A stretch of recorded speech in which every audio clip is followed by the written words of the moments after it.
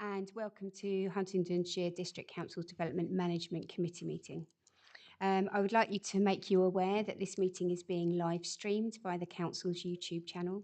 Please ensure that any mobile phones are switched to silent. So welcome to those that are watching at home. I would also like to outline some housekeeping arrangements. If you wish to speak, please indicate to do so to myself. To enable your microphone, please press the middle button, which will turn green, and the microphone will light up red at the top to indicate that this has happened. Please remember to press the middle button when you have finished speaking, as it is particularly important that all members use their microphones so that the audio can be picked up through the live stream. In the event of a fire alarm sounding during the meeting, please stand and follow the meeting administrator to the evacuation point outside of the building. Right, moving on. Firstly, do we have any apologies for absence? There is one apology from Councillor Davenport Ray, Chair. Thank you. Moving on to item 1. Do we all agree that these minutes are a correct record of the meeting held on the 20th February 2023? Thank you.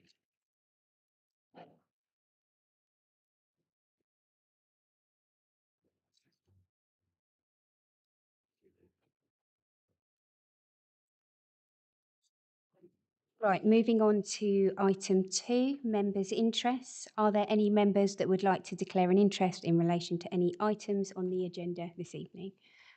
Councillor Jordan. Thank you. 3A, Brampton. I'm the ward councillor. Thank you. Councillor Gardner. Thank you very much. Yes, I'm the County Councillor for 3B and 3C. And Councillor Wakeford. Just for avoidance of doubt, Chairman, I don't represent, though do live in Brampton Village, which is relevant, I think, to mention with respect to 3A as well. And Councillor Butler.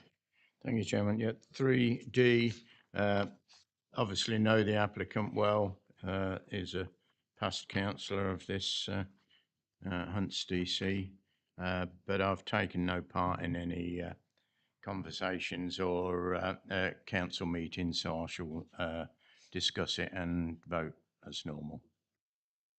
Thank you very much. Councillor Goulson. Thank you. Yeah, 3D, ward member and also parish councillor for that area. Also know Mark Oliver, and I had asked for the application to be brought in, but I was informed it was too late at that point, and I had no determination at this point. So I feel comfortable in continuing with the agenda item. Thank you, Councillor Goulson. Are there any other members? No, thank you. Right, we will move on to item 3A on the agenda, which is an application in Brampton, and our officer, Maria Rosamond, will come and present that to us. Thank you.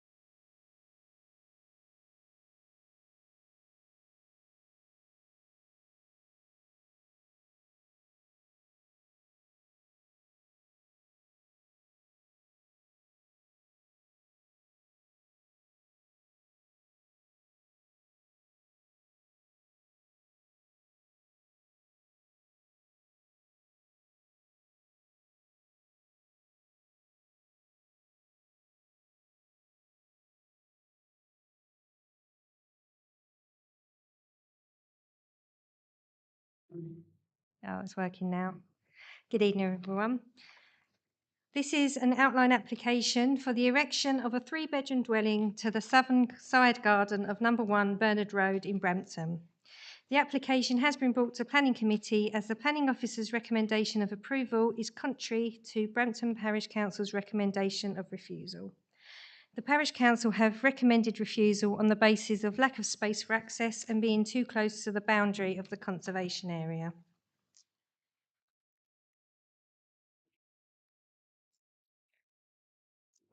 The application site sits on the eastern side of Bernard Road and comprises the southern side garden of the host dwelling number 1 Bernard Road.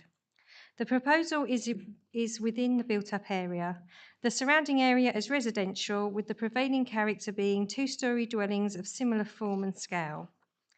As you can see from this slide, the site is triangular shaped, with its southern side lying partially within the Brampton Conservation Area. Numbers 30 and 13, the green, coloured pink on this map, are Grade 2 listed buildings. The site is also in flood zone 1.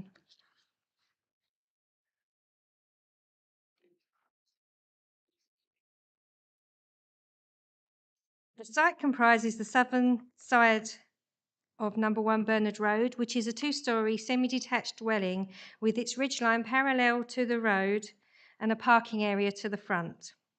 The site is currently residential garden with a shed to the top right and is bound by a closed boarded fence with trees and hedging to the south.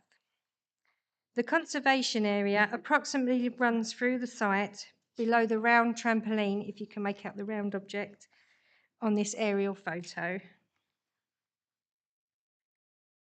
So the application seeks outline planning permission with all matters reserved for the erection of a 3-bedroom, 2-storey dwelling. Outline planning applications are submitted to establish the general principle of development with matters such as appearance, access, landscaping, layout and scale reserved to be considered at a later stage under a later reserved matters application. Therefore, outline applications consider only whether the use and amount of development is acceptable. With this in mind, only existing and indicative proposed block plans have been received.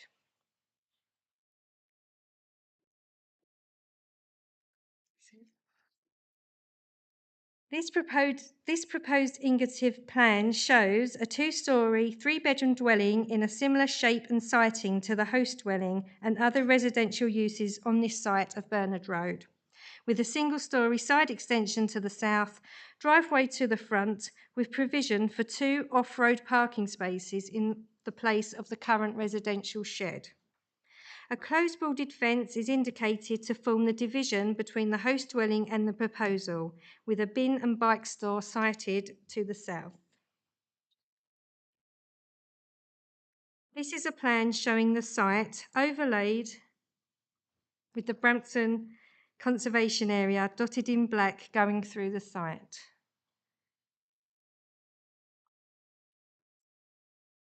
It shows that the only development proposed to be within the Brampton Conservation Area are bin and bike sheds and a small area of driveway.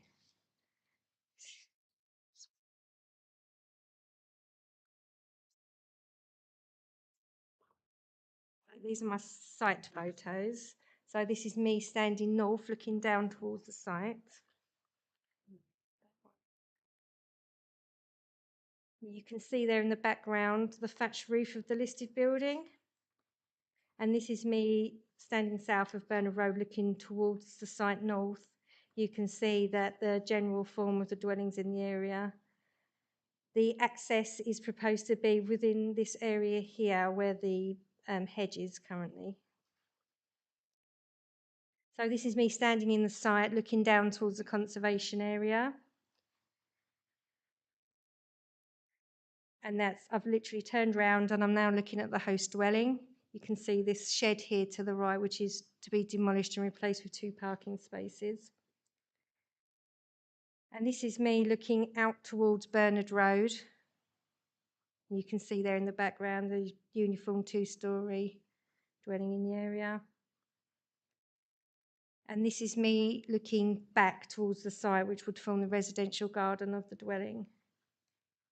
And another one there looking to the shed that is proposed to be demolished. So, Brampton Parish Council have recommended refusal of the application due to lack of space for access. However, as set out in paragraph 5.2 of the officer's report and paragraph 7.39 to 7.45 under the heading Parking Provision and Highway Safety, Cambridgeshire County Council's Highways Officer has reviewed the plans and raises no concerns regarding the access subject to conditions. Additionally, Brampton Parish Council have recommended refusal of the application due to the proposal's proximity to the conservation area. Huntingdonshire District Council's Conservation Officer has reviewed the plans and proximity to the conservation area and raises no concerns regarding the principle of a dwelling on this site, noting that while it would increase modern development on Bernard Road, the proposal would retain the full and views from the Brampton Conservation Area and nearby listed buildings and could be made acceptable subject to conditions and further information provided at reserved matters stage. Therefore, considering the information submitted, the consultee support, subject to conditions, and that an outline application can only establish the general principle of development in terms of scale and use, with matters such as appearance, access, landscaping layout, and scale reserved to be considered at a later stage, it is considered that the proposed amount of development can be accommodated on the site as per paragraph 7.65 of the officer report. Consequently, the committee are invited to approve the proposal subject to conditions as provided in Part 8 of the officer report. Thank you, Chair. Thank you very much. We don't have any speakers for this particular application, so we will move to any questions of clarification for our officers. Councillor Gardner.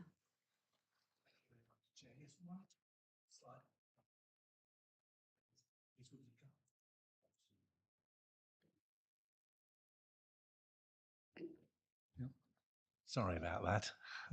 One slight clarification. With regard to the access onto Bernard Road, I can see you've got the entrance, but will the hedges be cut back so that anybody exiting that property could see anybody on the footpath in either direction and cars coming the other way? Otherwise, they've virtually got to get the car out onto the footpath before they can see what's coming on Bernard Road. Yes, so the consulted highways officer at County Council has asked for a condition to be put on any consent given to say that there would be 2 by 2 metre visibility displays, as well as no obstruction above 0.6 metres. Councillor Niche. Thank you, Chair. I noticed that within the recommendations, should we go that direction, you put permitted developments removed for gates. Does that mean you're removing the fact whether they could put gates up there? And the second one supplementary to that is, are you considering removing all permitted development rights? So the gates, sorry, just to clarify, are you saying why have I asked for the gates condition? Apologies, you put within your recommendations permitted development removed for gates. Does that mean it's just the gates that you're removing? I can't quite word what you mean by permitted development removed for gates. So to answer that part, that was a condition recommended by the highways officer so that no gates. I think that's because of obstruction to visibility.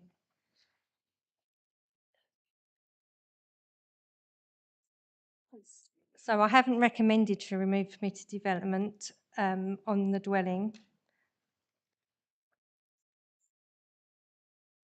But we can add that now under this. If the members are likely to approve it, you could add that condition to any consent given.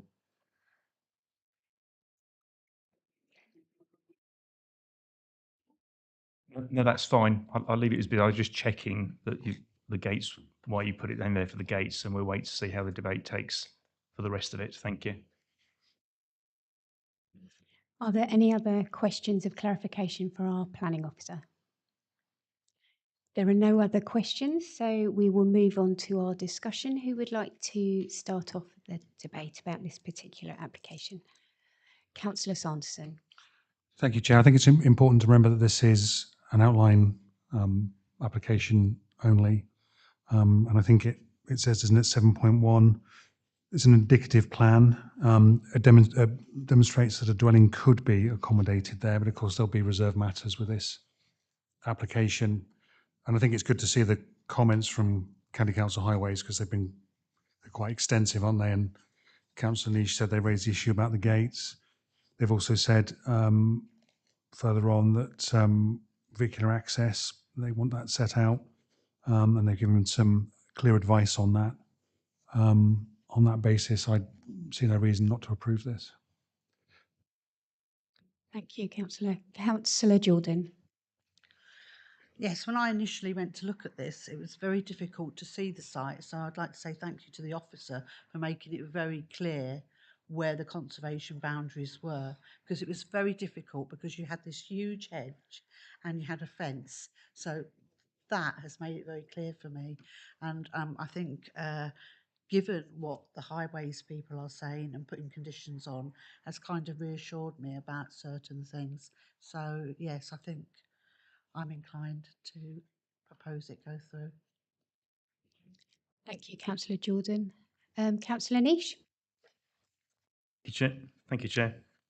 Disappointing parish councillor here to discuss their issues with it.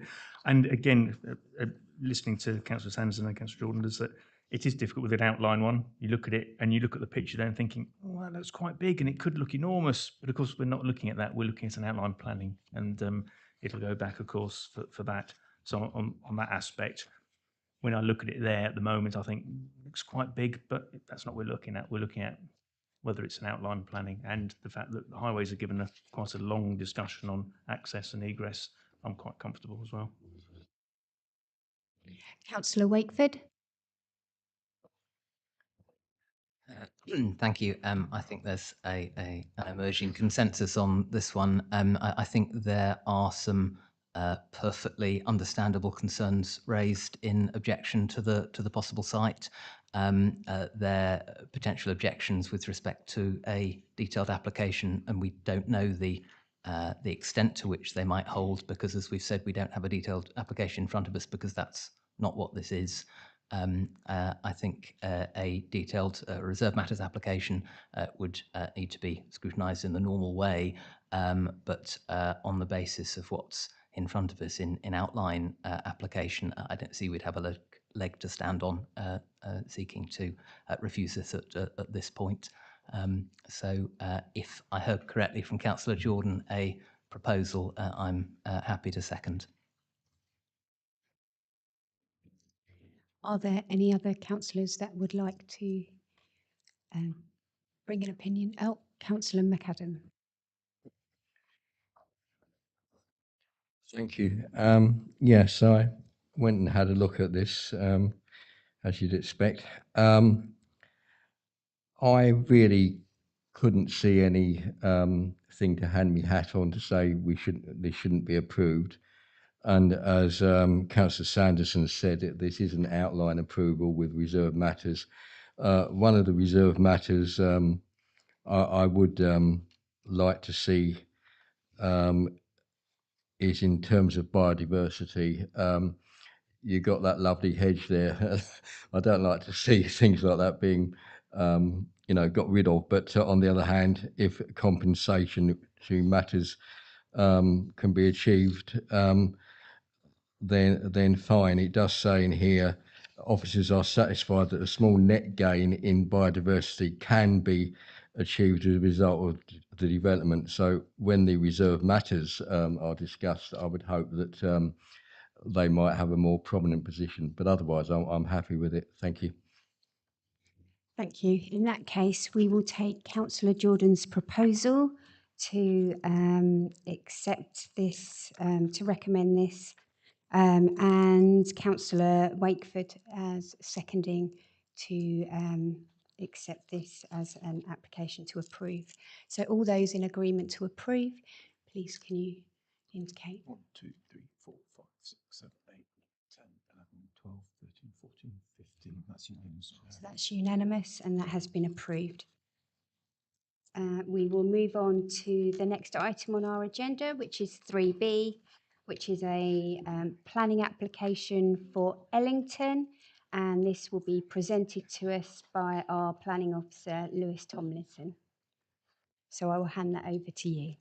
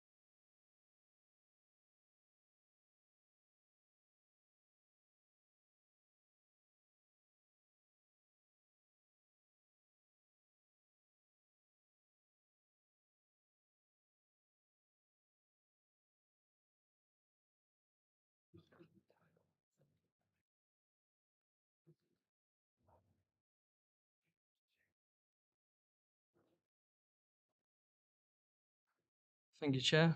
Good evening, everyone. So the site we're looking at tonight is the Old Nursery, Grafton Road, Ellington.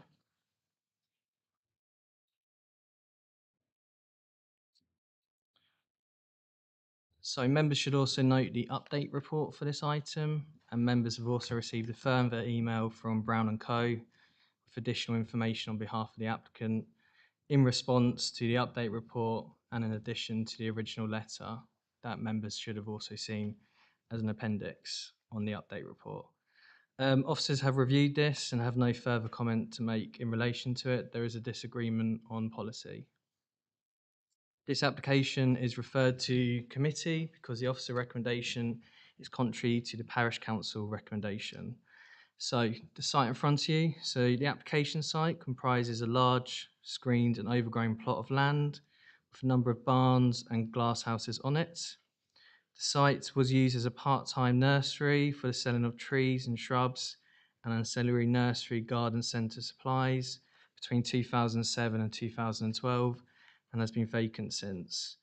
The site is in flood zone 1. On the plan in front of you, you can see buildings which are pink. They are listed buildings. It's got Honeysuckle Cottage, a Grade 2 listed building, and Pear Tree Meadow, also a Grade 2 listed building. And you've got the Crooked Billet, a Grade 2 listed building as well. The site is also within the open countryside. So that's just the site location plan. You can also see some land to the south of the site, which is edged in blue, which is also in the same ownership as the applicant. This is the existing site plan. So you can see a couple of buildings on the site, glass houses, landscaping, gravel area. These are elevations and floor plan of one of the existing buildings. And this is the elevations and floor plan of the other existing building. This is an aerial image of the site. You can see it's quite overgrown at this point of the aerial image, even so more now. You can also see the buildings on the site and the glass house. So the application is for partial demolition of one of the barns and it's rebuilt to form 6 business units. The demolition of the existing workshop and construction of 2 further small business units within use classes EA, EC2, EC3, EGI, EGII, EG3. So that's the proposed site plan in front of you. Should just note that Ellington Parish Council recommend approval as this makes better use of redundant buildings, provides local employment opportunities, and reduces travel for employment. I'll just run through the proposal. So in front of you, you can see the two large buildings are still kind of in the same place as the existing. The glass houses are to be removed.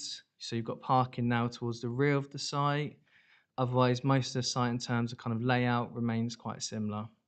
The proposed buildings will be single story, so very similar to what is on the site currently.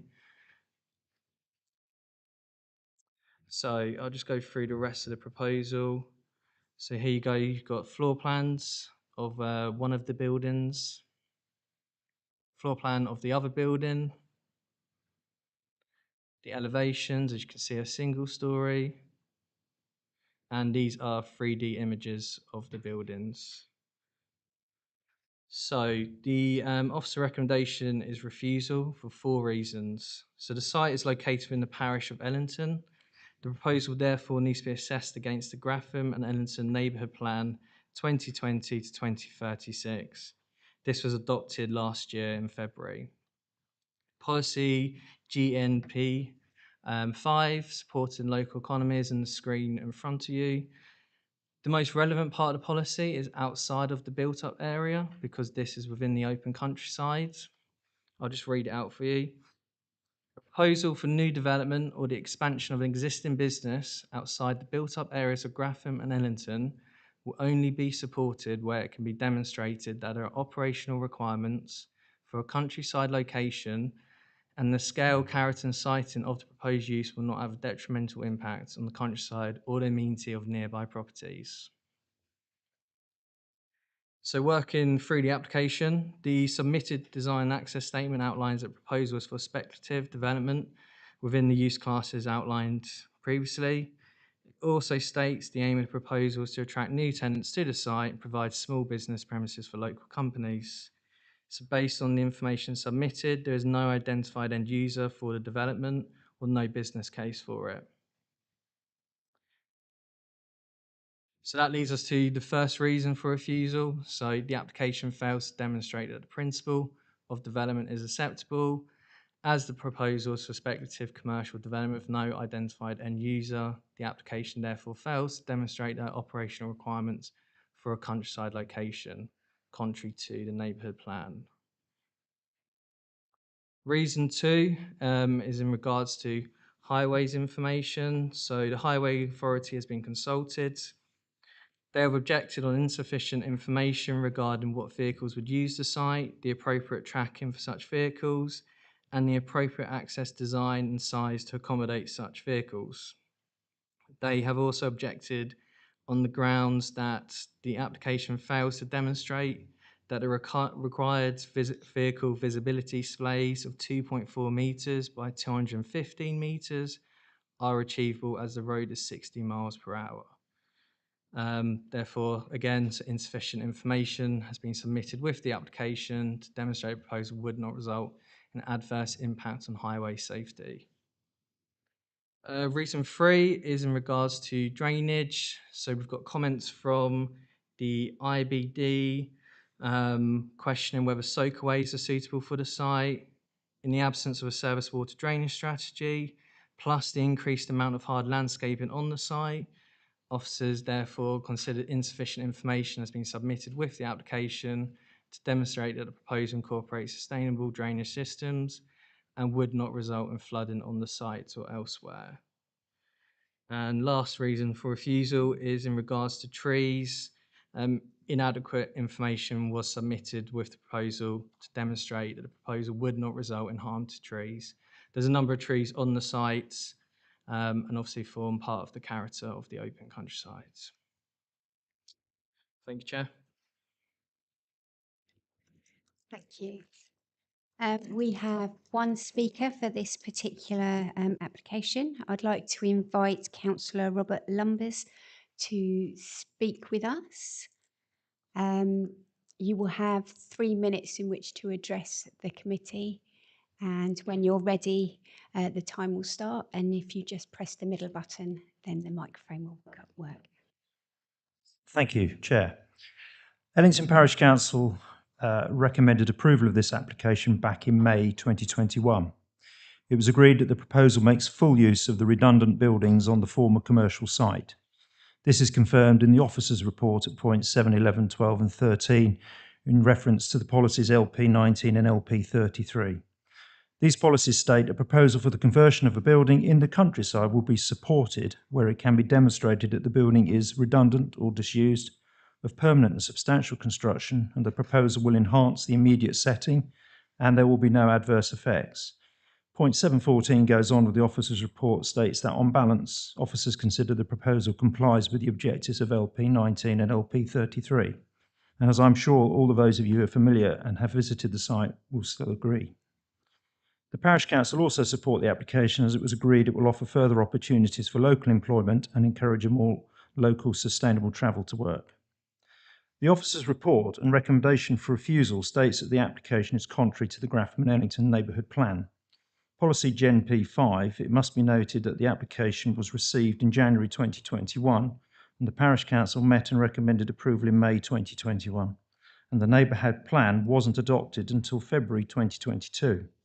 However, since reference has been made to our Neighbourhood Plan, I think it's worth pointing out that several statements within our plan support the proposal in this application. For example, point 6.14 states development outside the built-up area will be supported where there is evidence of a local community need.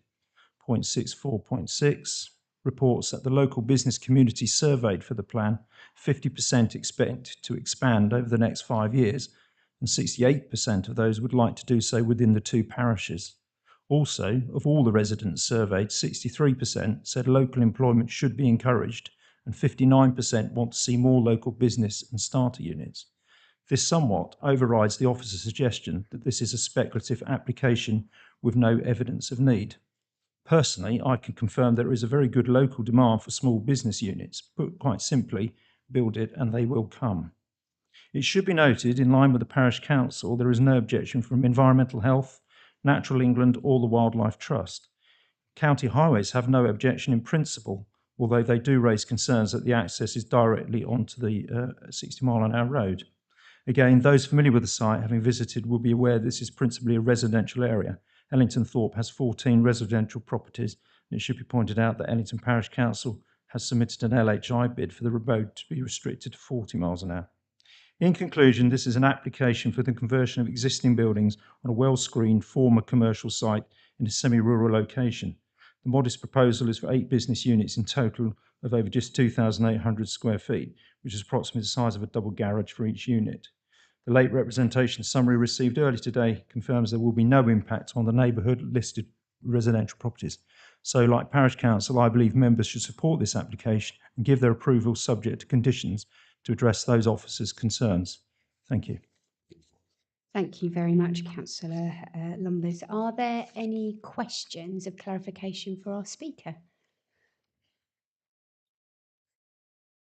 There are no questions for you, so thank you very much for addressing us. We have no other speakers, so if councillors have any questions of clarification for the officer, Councillor Gardner. Thank you very much, Chair. Yes, I would like to inquire as to why it has taken 2 years to bring this planning application before DMC as the first point, because that I think is relevant with regard to Grafham and Ellington's neighbourhood plan. Thank you, Councillor Gardner, and that is a good question. I don't think it's any secret that we have been experiencing a backlog of applications resulting from a turnover of staff, which does go back a couple of years. So this is the first of many you will see start to come through the system as we address that backlog. So I do appreciate that it has absolutely taken far longer than any of us would have liked. But just for the purposes of the debate tonight, it is relevant that it's the prevailing policies at the time of determination, hence why you have the officer recommendation as it is in front of you. The Grafham and Ellington Neighbourhood Plan gained significant weight when it was adopted by Cabinet and recommended to go on to full council in November 2021. From that point on, it did carry significant weight for decision making.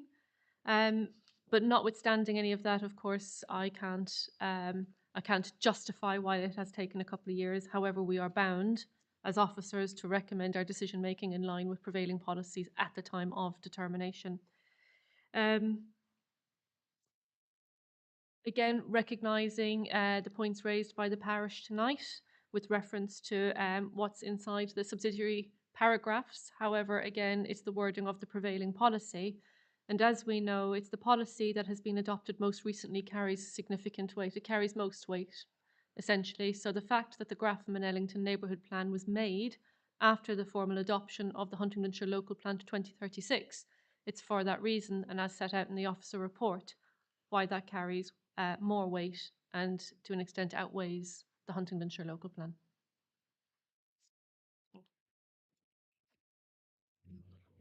Are there any other questions of clarification for our planning officer? Councillor Sanderson. Thank you, Chair. 5.2, the local highway authority, a little bit ambiguous, isn't it? Because they say they object insufficient information and they say no objections in principle, but am I right in saying that is nonetheless that's an objection from them? And they, I think, comment later on, don't they, that they want information on the largest vehicles likely to use the site, and that will dictate the size of the access required. So that seems to me to be quite an important objection. Thank you, and through you, Chair. So yes, with consultees, sometimes they request additional information. The basis then is that it's an objection on insufficient grounds at that time.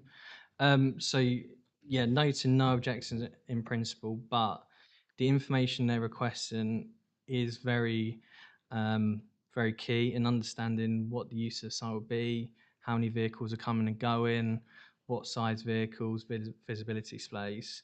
So yeah, it's crucial to have this information at time of determination.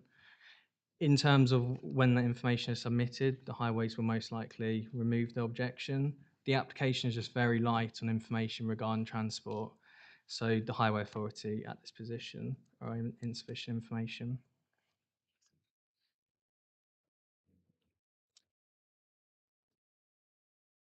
Fed.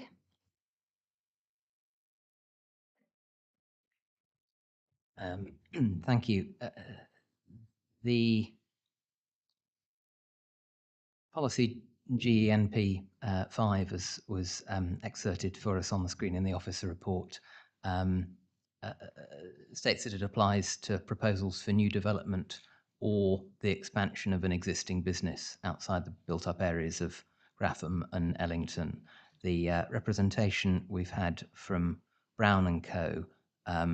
Presents an argument that language is ambiguous in its reference to new development, not making clear whether it's intended to apply to already developed sites. I just wondered if officers would like to comment on whether we think that language of new development or expansion of existing business leaves, as I think is the implication of the Brown and Co. argument, sort of a gap that this sort of application falls into, or otherwise does it squarely fall into the category of expansion of an existing site? Through you, Chair. So in terms of policy, we have to be very careful that we don't add stuff into policy. So we have to be very precise in the wording that's in front of us. It makes no reference to existing developed sites, makes no reference that they aren't part of this policy or any kind of there. So in terms of the policy, a proposal for new development, this is new development. It's a proposal for plan permission for commercial use, which goes beyond the previous permission and use on the sites. So in terms of what the policy says, a proposal for new development, this falls within it. Maybe through case law and kind of appeal decisions that may get kind of filled out. But at the moment, we have to go by what the neighbourhood plan says. Councillor Wakeford. I think that's really clear and helpful. Thank you.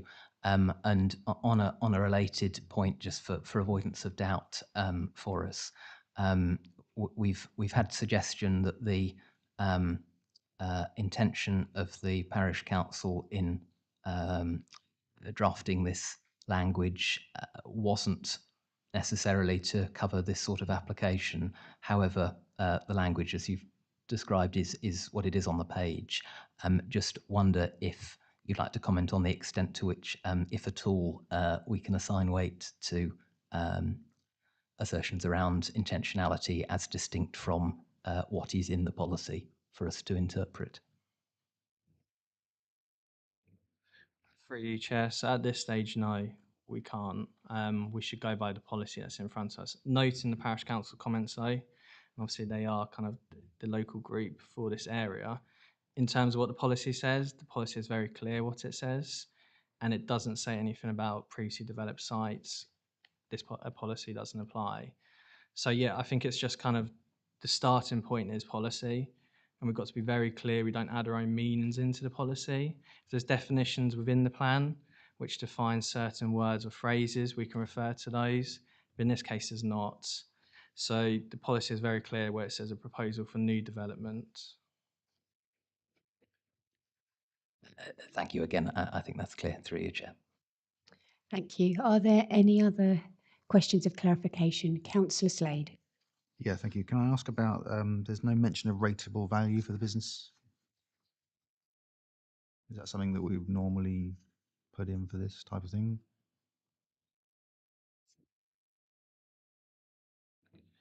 So we can't actually take that into account within the planning considerations because it's not material planning consideration. Obviously, there are economic directions for the council, but this doesn't come into play as part of the consideration.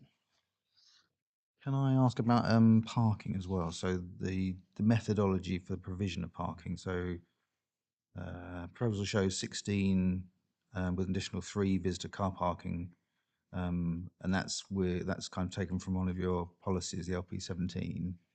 Is that enough parking, do we think, for that type of site?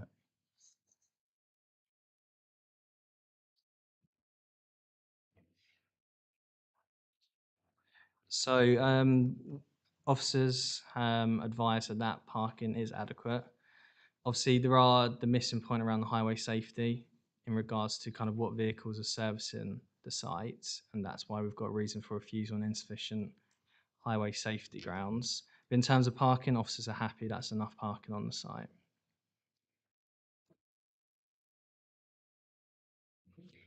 Are there any other questions of clarification? Councillor Butler. Thank you, Chairman. On the first recommendation for refusal, it's got that it's speculative commercial development with no identified end user. Surely most of these units are similar to that. We're putting lots up at dozens up at Yaxley, and obviously there's no end user that's identified. So I'm just questioning why, why that's one of your main refusal recommendations. Thank you. Obviously noting, the point you made about Yaxley. In this case, this site is within the parish of Ellington, so if we have to assess this application against the neighbourhood plan, and the neighbourhood plan has a set policy in regards to this.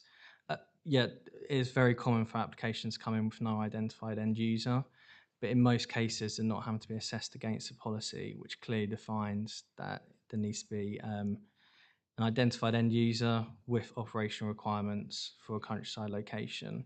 I think it's worth just making a point right now. In regards to this application, we're not saying as officers that nothing can happen on this site. It's just the application fails to demonstrate that the principal development is acceptable. Therefore, obviously subject to what happens tonight on the item, a future application with sufficient information may be found to be acceptable in principle. It's just we can only assess what's in front of us at the moment.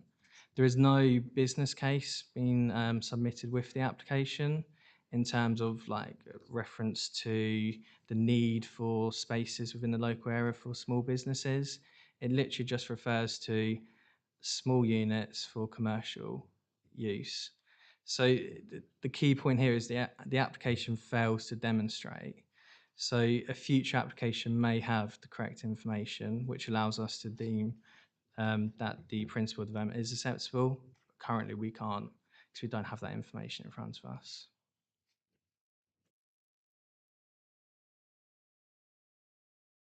Councillor Gardner. Thank you very much, Chair. Just a quick question following on from Councillor Butler's question there. Have we asked as a planning authority for the information that you requested there with regard to what the end user was, the flooding issue? Have you asked the developer for that site to provide you with that information? Through you, Chair. So in terms of what we're doing for application at the moment, we're not requesting amendments on schemes. This application has been through a number of case officers because it is a backlog application. In terms of have I requested? No, I haven't. Issues have been raised by previous case officers. The agent has come back with some information. In regards to the letter that the members received as the appendix on the update report, and also the letter that was sent round today from Brown and Co., they clearly don't provide any additional information apart from arguing on the policy points. So I think that's quite clear that they don't have an identified end user, which, as we've already said, is quite common in most cases. It's just in this case they have to address a policy in the neighbourhood plan. So the answer to that is no, we have not requested this information. We've moved it towards a determination. Are there any other questions before we move on? So we will move on to the discussion. Who would like to start the discussion for us? Councillor Mockball. Thank you, Chair. So I think this is a learning curve for the applicant, and I think this is quite useful, this discussion, because yeah, they did put the application in 2 years ago and things have significantly changed in terms of local plan, which the parish put together. So we have to give that weight, and based on that, as well as like insufficient information, I think I would be minded to go ahead with the officer's recommendation of refusal when the time comes, but I'd like to also let members discuss as well. Thank you. Thank you, Councillor. Councillor Niche. Thank you, Chair. And I think there's some useful clarification points brought up in this one. I think is really helped us because Councillor Butler said in normal circumstances we wouldn't worry about who's applying for what's it going to be apart from obviously within its class. But I think because it relates specifically to a very recent local plan, which hits the higher hierarchy of everything, that in 7.16 I think it is quite clear as to why that section there fails and the lack of information for the rest of it. As you've indicated in your other reasons for refusal. So, I mean, and I've looked through it, and I think, as you pointed out, there is a potential for them to come back with that information in the future. But what we've got before us is lacking in information of what it's going to be used for, how it's going to be used, locality usage, etc., which would then fit their criteria of their local plan, of their neighbourhood plan, I should say, not local plan. So I'm happy to propose or second if someone's already proposing it. So I'll leave it either a proposal or a seconder, depending which way you want to take it, Chair. Thank you very much, Councillor Niche. Councillor Wakeford. Thank you. I think there's a more than a little irony here that some of us spend quite a lot of time worrying that neighbourhood plans aren't given enough weight and aren't powerful enough in some contexts. And if anything, here the problem seems to be that it's more powerful than anyone involved had appreciated. But I think it must be hugely frustrating for the applicants for exactly the reasons we've just rehearsed, and the legacy of backlog and challenge that, as Clara has outlined to us, I think all round the table we're well familiar with, and the importance of the work catching up on that. But where we are now, I think for reasons discussed, it's not clear to me. There's the loophole would be my word rather than the correspondence phrase Brown and Co, but it's not clear to me there is that gap in the language. The policy we've quoted, GE MP5, does seem very clearly to apply here. whether or not it was intended to, that's what is outlined, and we are bound there. As has been flagged, this isn't ruling out any further applications on this site, and I underline my empathy with the applicant, but given where we are, I certainly would be minded to vote in favour of the proposed refusal, because I don't see we have a clear alternative. Thank you. Is there anyone else? Councillor Sanderson. Thank you, Chair. I echo comments made by colleagues just now. I think 7.33 really encapsulates it in that paragraph, insufficient information, contrary to LP 16 and 17 of our local plan. And except as Luke has said, doesn't mean that we won't see anything on this site, but clearly this application doesn't provide all the details that we need. There are no details of the end user. Highways have indicated their objection to it, so I agree with the recommendation here. Councillor Tevlin. I also agree with the recommendation. I just think just reiterating the lack of submitted information on the highway safety, drainage, flood risk and trees would be mindful for consideration for the, to go ahead with the officer's suggestion. Councillor Butler. Well, I'm going to go against most of the panel, I feel, because you know, I'm all in favour of helping the rural economy. Looking at Ellington, there's no shops. They've got nothing at all apart from a pub. If they need a pint of milk, they have to travel down to Spaldwick, I think, which is 2 or 3 miles away, probably. So, you know, I think you know there is a reason and the justification, probably not to accept this as it is, but in my mind, I think the benefits outweigh the harm, and it is just this neighbourhood plan that is basically the stumbling block, because most of the other items can be dealt with through conditions. Basically, 3 of them are just insufficient information. So I'd really like to see something positive out of this. You know, I'd got it in my mind to propose deferral, but the applicant's been through a lot. He's been through a couple of years of this, and deferring it would probably help them to come back with a better plan and obviously answer some of the questions that have been asked. But I don't imagine I'd get a lot of support for that. But I really do feel for this site. It's not far from the village. It's within walking distance. We ought to get something out of this, better than just turning it down and saying, you know, well, you know, you haven't got a plan, you haven't got this.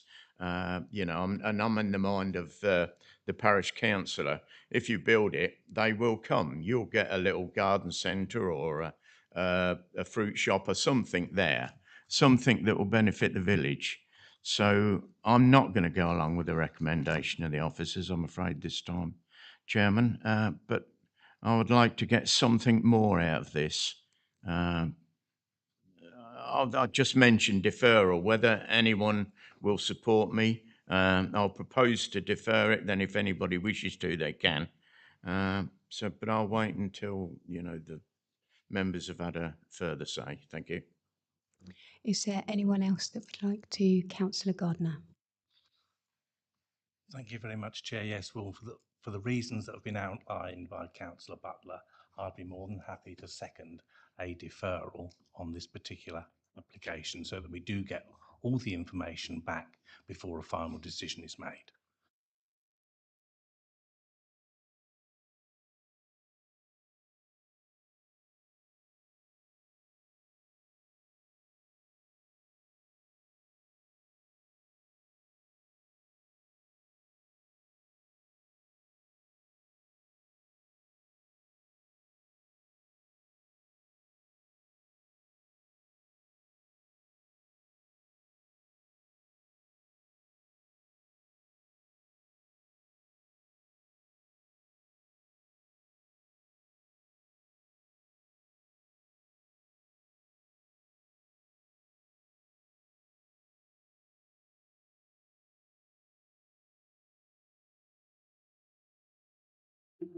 So you will need. Councillor Butler, as we've had a proposal for referral and we've had a clear seconder for referral, would you like to advise on what you're deferring, what your reasons are to defer? The reasons are mainly the officers, what the officers require. Instead of it being speculative, come forward with an answer of, a business plan, and all the other insufficient information, item 2, 3, and 4, are all inadequate information. I'd like all those points covered and the information come forward so that we could make a better assessment of the actual application. In that case, we will go forward with. Do you want to make a comment, the planning officer? Councillor Mockball?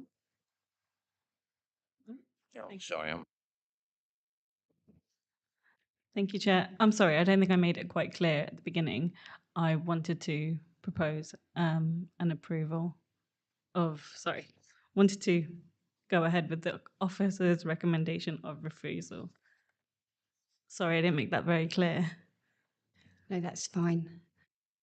And have we got a comment from the planning officers? Thank you, Chair. Just for clarification, as you continue the debate and into the vote tonight, just in terms of a deferral, deferrals should only be used in circumstances where you don't feel you've all the information in front of you to make a decision, not necessarily the type of decision you hope to make.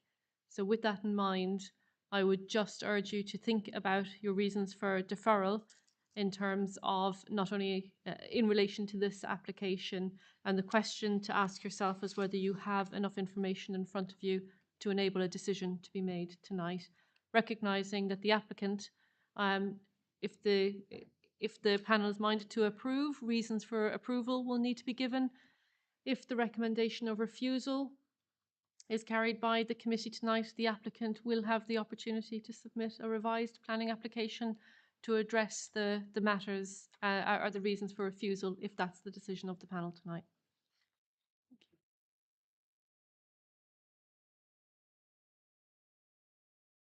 Councillor Wakeford. Forgive me, Chair, when you're, I think, seeking to move to a vote, if it's in order to ask a question of the officers further to that at this point.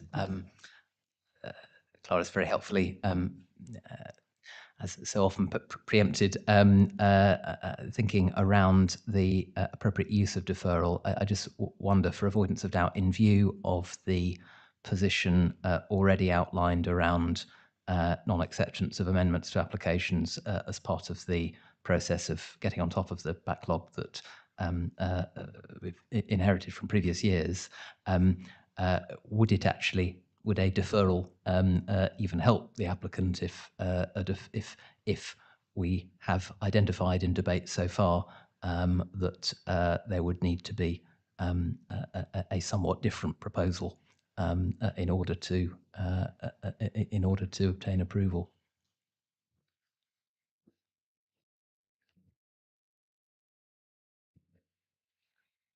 Ultimately, it is the decision of the panel tonight.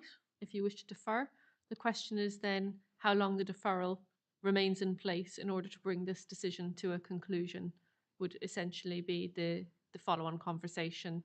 So tonight in front of you, you have a recommendation. The question is one as to whether you feel you have enough information to make that decision tonight. It is within your gift to defer this application, but again, you must have sound planning reasons for that deferral.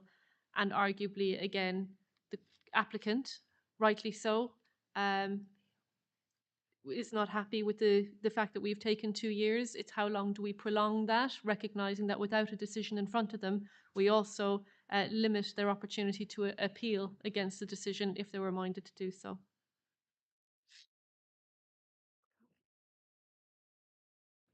Councillor Sanderson. Thank you. I had a proposal from Councillor Mockball to accept the officer's recommendation of refusal, so I'm happy to second that. Councillor Niche. Again, thank you, Chair. As you already have had my seconder for that one. I think there is enough information here on this particular application. I think that's the difficulty. What are we actually deferring? Because actually it's quite clear in here that they haven't met the currency of where we are with policies. And I think that's a difficult one for the applicant.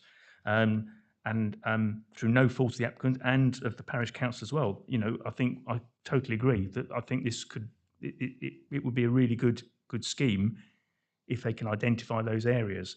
But my mind is probably clearer that it's easier to refuse it and almost request that the planning department through the portfolio holder look at a speedier sort of solution of any future application comes through. I know we can't do that, but you know, we would like that to be done and to be noted, because obviously of the issues this has caused. But my view is that we've still got the proposer and the seconder there to actually look at refusing on the grounds of what's there in front of us now, and it's clearer it's against the policy.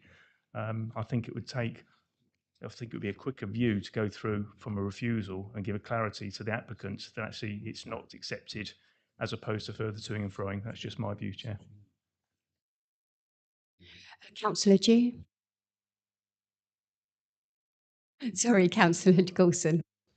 Thank you, thank you, Chair.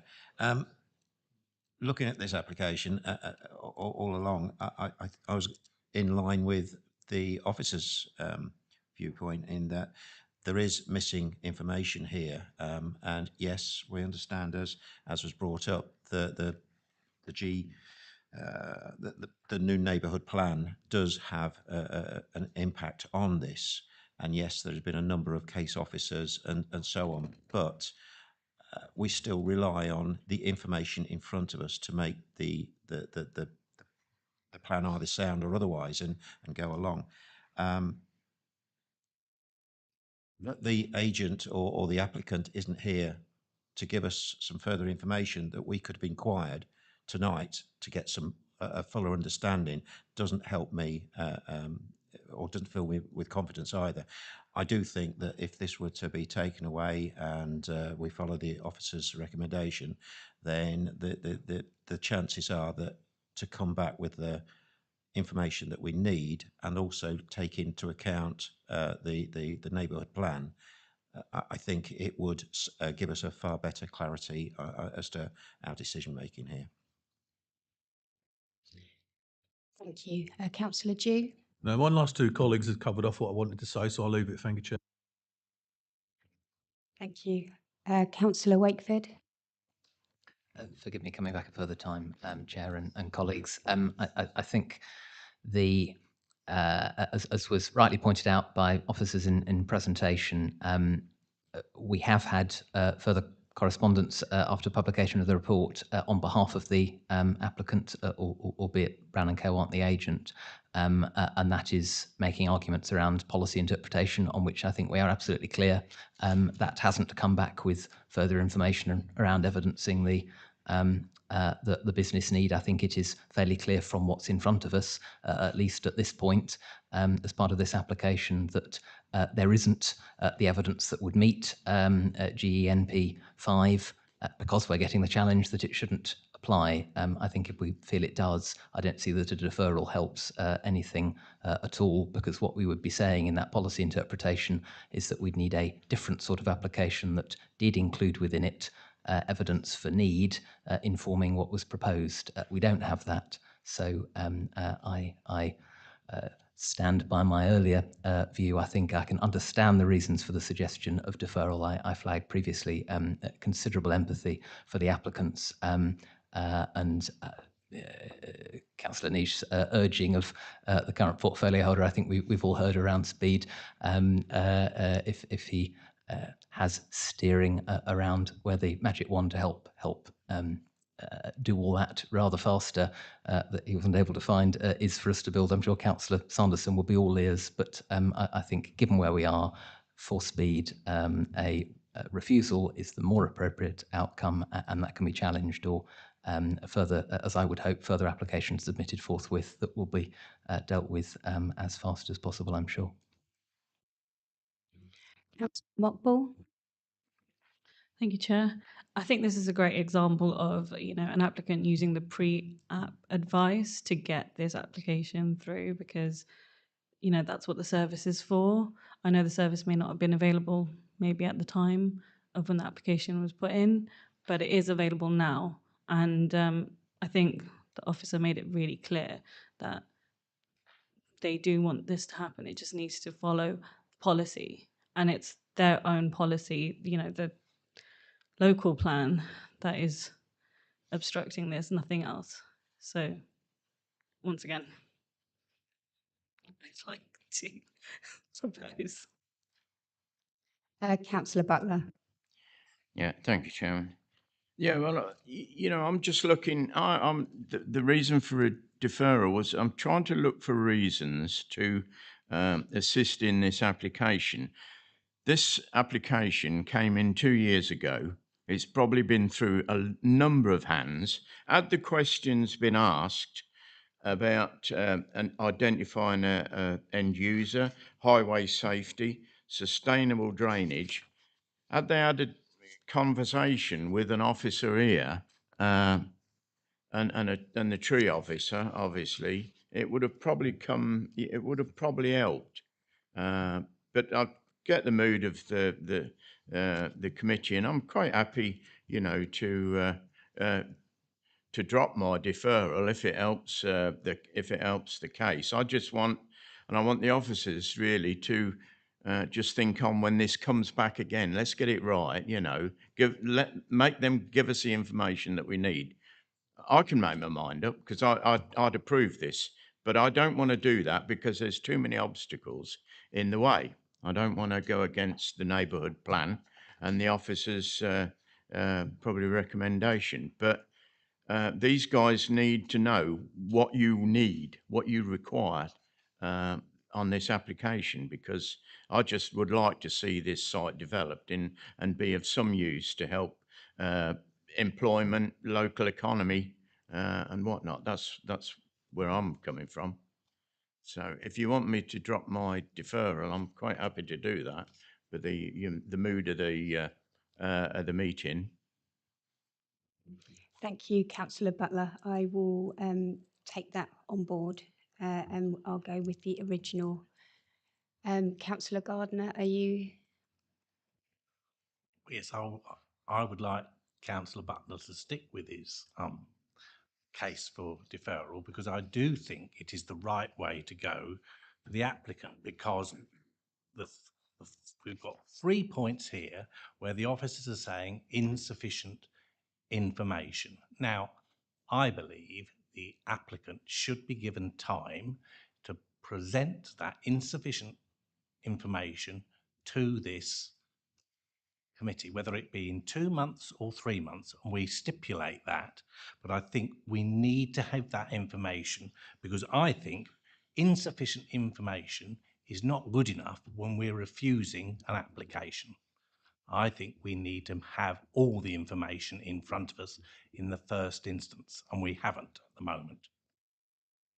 Councillor Dew. I'm going to respond to that. I think that put the information in front of us. What members are suggesting is we should make decisions on lack of information on the same basis as if we had the full information. And unfortunately, I think there's a world of difference between the two. Whilst if we had everything in front of us tonight, I think for all the reasons that my colleague Councillor Butler has said, I would want to see something on this site. But we can't go making planning decisions when every single element that we're looking at here tonight's missing. It's not just one part's missing. It doesn't comply with the neighbourhood plan. and there's the three other points where the information hasn't been provided. I presume they're professional people who are doing this. They must have some idea of what needs to be provided, and you don't need to be led by us. So to a degree, I think it's good that Brown and Co are now involved, because if they keep them on board, which I sincerely hope they would do, you know, they can get some proper advice and led through the system to bring something back that actually could go through. Because I totally agree with Councillor Butler. You know, the right application in front of us tonight with all the information, I think I'd have no trouble at all with it. But I haven't got that, so therefore I can't support it as it is. Thank you.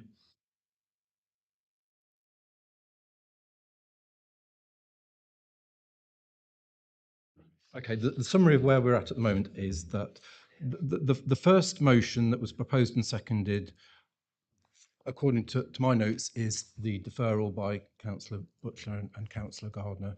There's a second motion to refuse if that falls. So it's in Councillor Butler's court. If he wants to withdraw it, that's fine. Yeah. But if he wants to proceed with it, we'll go to a vote.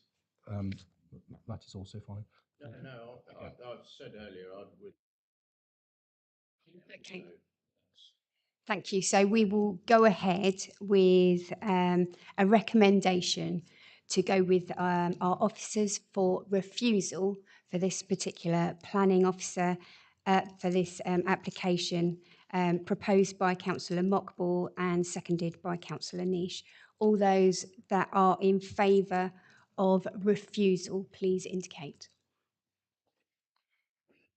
1, 2, 3, 4, 5, 6.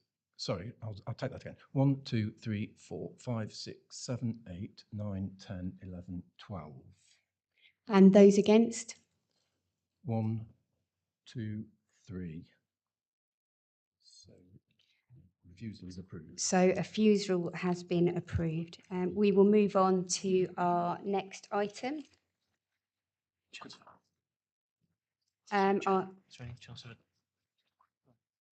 Yeah, before we move on, we will have a quick break of 5 minutes. Thank you.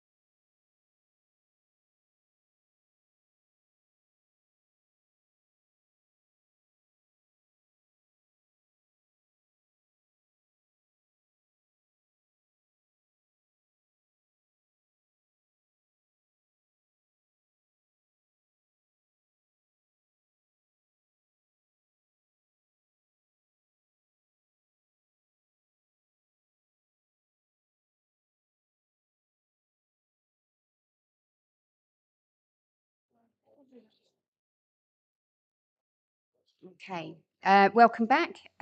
We will move on to item 3C on our agenda, which is a planning application for Kim Bolton, and it will be presented to us by our planning officer, Carrie Murphy. And I'll hand that over to you. Thank you very much.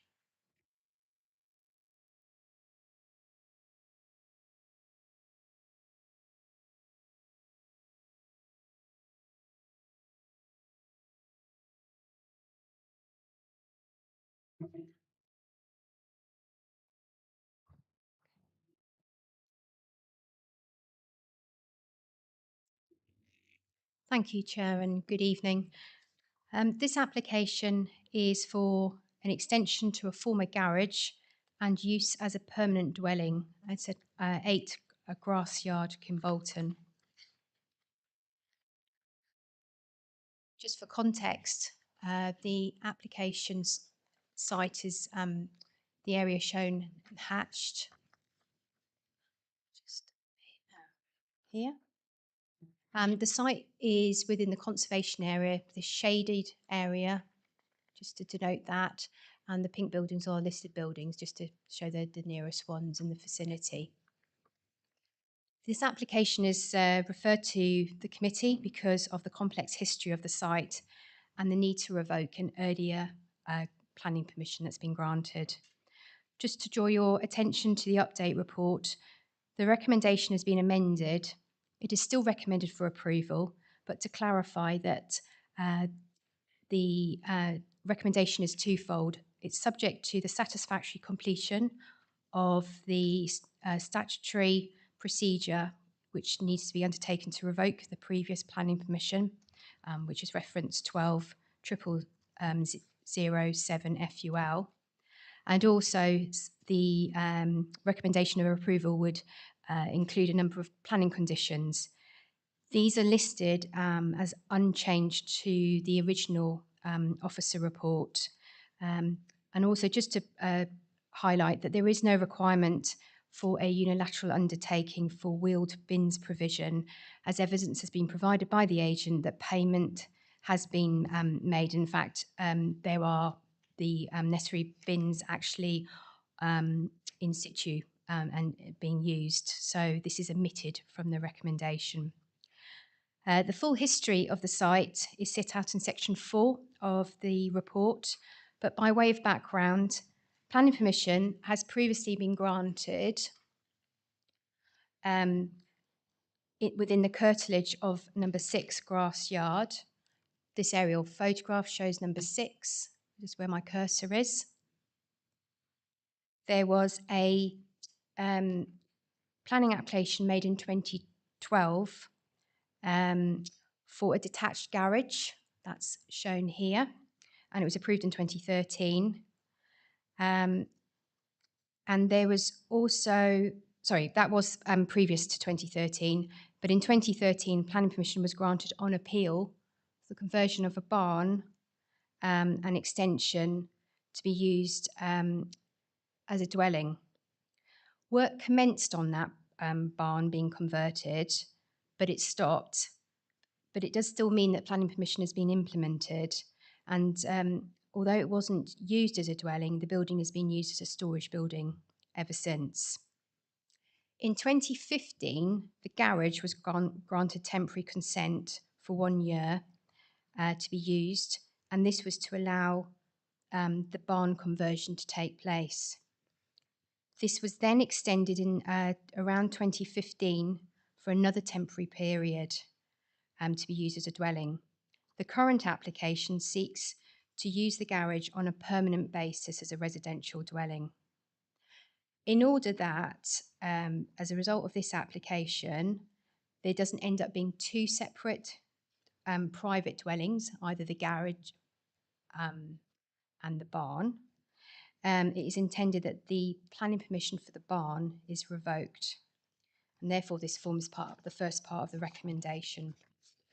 To clarify, the recommendation being made by officers, the revoking of the planning permission will be done under section 97(1) of the Town and Country Planning Act 1990. There are a number of steps to complete, including the necessary advertising of of the procedure. Turning now to the second part of the proposal, which is to do with the extension. This is the garage building here, and the proposed extension here. So these are the current plans for the garage. You can see of a sort of square, roughly square nature, and this is the original garage, and the proposal is for a flat roof linked element with the addition of a square hipped roof lounge, which measures 5.6 metres by 5.6 metres. The eaves height would be 2.5 metres and the ridge height 5.4 metres. The extension would be constructed of matching brick and roof tiles, so it would match that of the garage. I think the most useful sort of elevation is this one. It is a side view, but this is the original garage with the link through, and then this is the extension part. Here's some photographs. This is the photograph showing the vehicle access down from number 6. This is the host building originally, down a driveway. When you get to this part of the driveway, you can see back towards number 6. And in front of the garage is area for parking and turning. So this is the front of the garage building. Just to show where that is, just to one side. And looking back towards number 6 and the church in Combolton. This is the nearest neighbouring property here. And then this is in the rear garden of the garage. So this is looking back and behind this garage would be number 6 in the distance. See the bit closer view. And this is the barn at the back of the property. Just to put it in context. So in terms of the assessment, in section 5 are the consultation responses, and in section 6 are some neighbouring comments. I'll come back to those. Section 7 of the report sets out the assessment. The principle of development is found to be acceptable. The site is located within the built-up area of Kimbolton, and under policy LP8 of the local plan, development of this nature is acceptable, subject to the limit of the number of new dwellings on the site. In design, visual amenity and heritage terms, as I've mentioned, the site is located within the conservation area of Kimbolton, and given the building has previously been approved for residential use, the proposed permanent change is not considered to result in any detrimental impacts on the character of the area and the conservation area. It accords with section 72 and sections 12 and 16 of the NPPF. Sorry, I should mention that section 72 is to do with conservation area legislation. And the local plan policy LP 34 also covers heritage matters, and the proposal is in compliance with that. The proposal would be afforded with an adequate area of private rear amenity space, as you can see from the photographs, that's already in place. The proposed single-storey extension is considered to be subservient to the main building in terms of footprint and its height overall. There is the introduction of a chimney on the extension because the extension comprises a living room, but its introduction is considered to be reflective of the majority of the properties and a common feature in the area. So overall, the application does comply with the design policies in the local plan LP11 and LP12. Turning to residential amenity, the proposal is not considered to result in any detrimental overbearing, overshadowing or overlooking impacts. The nearest properties are, as you've seen on the plan, they are a near vicinity, but the extension is single story. Neighbours have raised concerns about the windows and whether there is a first floor element within the existing or proposed building, but it's been confirmed by the agent there isn't sufficient space within the roof to actually have any first floor accommodation. So that is something that officers can accept as being satisfactory. The roof slopes away from the boundary. As I said, the neighbouring properties, the nearest is 2.4 metres between the site on one side and 4.3 metres between the site and the nearest neighbouring property of approximately 4.7 metres, and is considered as being done for previous application which have been considered, that there would be a need for conditions requiring obscure glazing and restrictions on openings of the windows because they are roof-like windows. So it is proposed to repeat this for this current application. There's a bit more detail in paragraph 7.12 of the officer report. The buildings have been used as a residential dwelling on a temporary basis, and so the proposed permanent change of use is not considered to result in any detrimental noise or disturbance over and above the arrangements that have occurred before, and the proposal is considered acceptable and accords with policy LP14 in this regard. Highway safety, there's been no objections received from the Local Highways Authority in terms of parking or the access. There's sufficient turning and parking already on site, and there would be no intensification of the vehicle access from Grass Yard if permission was given for this application. And therefore it's compliant with policy LP17 in the local plan. So on this basis, and in line with the updated recommendation in the late REPS report, the application is recommended for approval, subject to the satisfactory completion of the statutory procedure to revoke the previous planning permission, and subject to the conditions which are listed in the officer report. Thank you, Chair. Thank you very much. We don't have any speakers for this particular application, so we will move on to questions of clarification. Councillor Wakeford.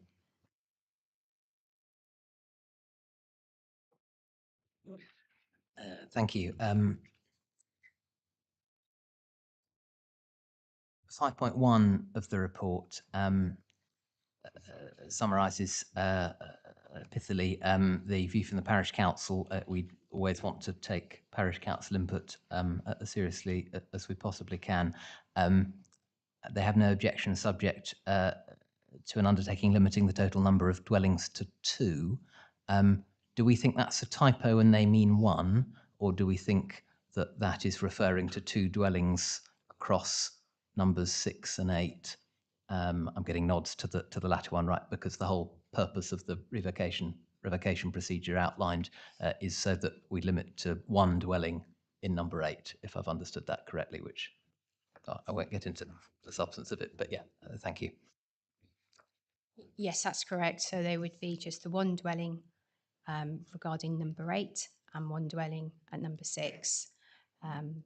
When the application was submitted, it had a unilateral undertaking submitted with it, which is what the parish council are referring to, but actually there is a sort of separate procedure to that we need to go through. So yeah, events have sort of overtaken from the initial submission of the application. Thank you. So I guess what I'm getting at is though we don't have them here tonight, not that we'd necessarily expect that, as they're not not the ones causing this to be before us, but we don't think that the officer recommendation is leading to an outcome that is in disagreement with the outcome the parish council wants, which is only 2 dwellings across 6 and 8 combined. Thank you. Councillor Sanderson. Thank you, Chair. I think Councillor Wakeford preempted my question slightly about the unilateral undertaking. So that process is all completed. Is that something that we would need to negotiate and sign, or the applicants would need to agree that as well? Could I ask the planning lawyer, please, to just comment on the procedure? That's okay, Chair. I think I probably just answered my question. If it's unilateral, then it's probably down to us, isn't it?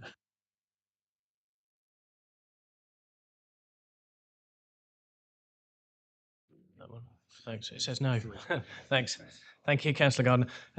Yeah, as I understand it, there's no unilateral undertaking necessary because the planning permission is going to be revoked. So the unilateral, ordinarily, if planning permission wasn't implemented, then you could have a unilateral undertaking where the applicants say, got 2 planning permissions, I won't realise the one, I won't, just to prevent them from carrying out the 2. So they can, it's basically like a Section 106, so it binds their land, they make a promise contractually not to implement the 2 permissions. Because they've started that, although they've not finished it, the correct procedure here is for a revocation. Revocation can, in ordinary circumstances, give rise to compensation from the aggrieved applicant, but the applicant on this occasion is happy with it. So the procedure, as I understand it, is that we simply have to advertise. Ordinarily, you have to get it confirmed by the Secretary of State. We don't need to do that because we've got the consent of the applicant, and there's I think, an exchange of letters whereby they give comfort to the local authority to say, we are not going to go for compensation against you. So there is a bit of a procedure where you have to advertise in the local paper, just in case anyone else out there is aggrieved, and that's a process that will follow on following this recommendation. Thank you. Councillor Corney. Thank you, Chair. I'm pretty sure this is going to fall under building control, but just for clarity, in case there was a chance it does need conditioning or not, but due to the width of the access and the distance, I know in previous applications there's been mention of sprinkler systems by the fire brigade because obviously they can't get down to the actual dwelling. Does that get picked up later, or do I just want to I think it probably does, but I just didn't want it to go past today without potentially being looked at.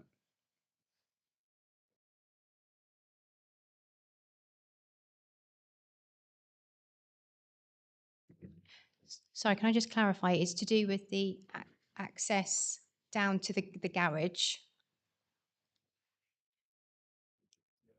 Yeah, I'm sorry.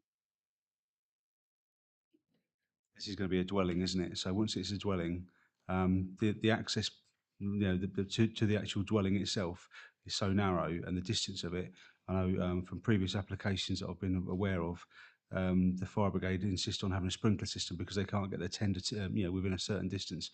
I'm pretty sure it comes up as under building control, but I just wanted to make sure that that is the case. We don't want to miss it, miss that off if at this point, if we could, if needed be. Obviously, there's been the previous, consents given to it being a dwelling, but yes, it would be picked up at building control if there was any need for that provision to be put in place.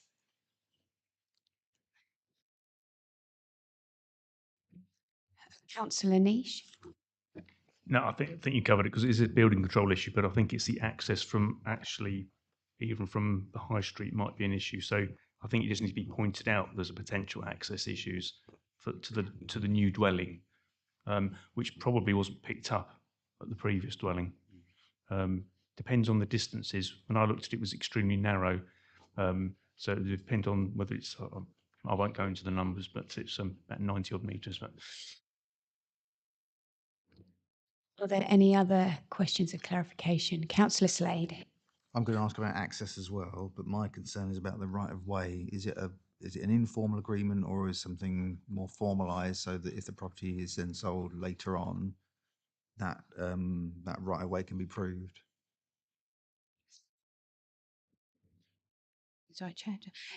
I'm understanding that there are the necessary agreements in place between the landowner and gaining vehicle access to access the garage. I think it's being brought up in the previous permissions, so it's not changed. But there is a formal agreement to allow the access, but that is separate, obviously, to the planning application.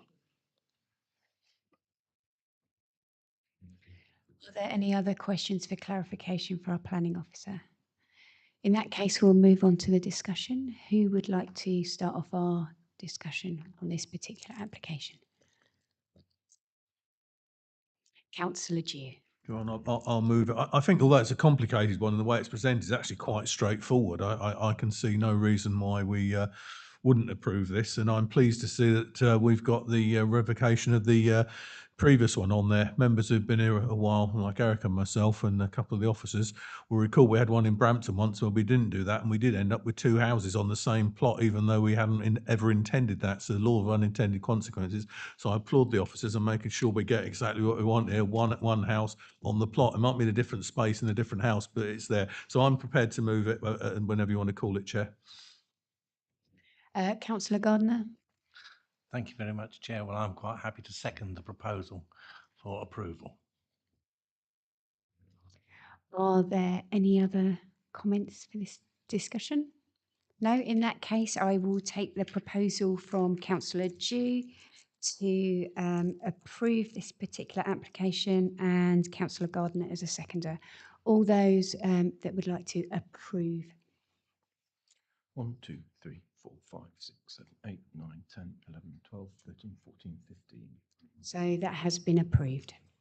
We will move on to item 3D on our agenda, which is an application in Yaxley, the replacement of old buildings to create an organic nursery.